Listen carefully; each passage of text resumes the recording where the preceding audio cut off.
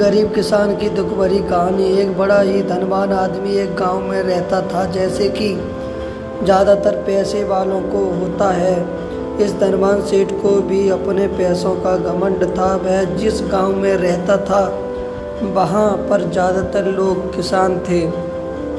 इन सभी किसानों के पास जितनी ज़मीन थी उससे कई गुना ज़्यादा ज़मीन इस सेठ के पास थी।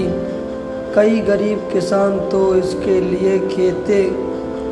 इसके खेतों में काम करते थे।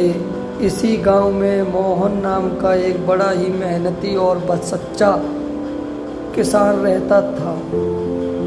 मोहन का परिवार थोड़ा बड़ा था। इसके परिवार के उसके बूढ़े माँ बाप, पत्नी और 3 बच्चे थे जो अभी काफ़ी छोटे थे। मोहन के पास ज़्यादा ज़मीन नहीं थी, लेकिन जितनी भी थी उसमें वह बड़ी मेहनत करता और अपने परिवार का पेट पालने लायक अनाज उगा लेता था। बाकी के किसान भी यही देखकर हैरान रह जाते कि कोई कैसे इतनी सी ज़मीन में इतना ज़्यादा फसल उगा सकता है। वर्ष उस गांव में काफ़ी ज़्यादा बारिश हुई, जिसके चलते कई किसानों की फसलें बर्बाद हो गईं, जिनमें से एक मोहन भी था। अब मोहन धर्म संकट में पड़ गया, क्योंकि उसके परिवार में उसके अलावा कोई और कमाने वाला नहीं था और अपने परिवार को भूखा मरते हुए वो देख नहीं सकता था।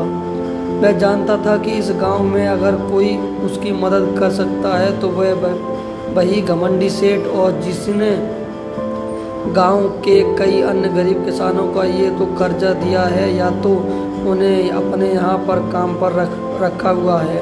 हाथ पर हाथ धरे बैठे रहने के बजाय उसके सेठ के पास जाने का फैसला किया और एक दिन उसके पास पहुँच गया।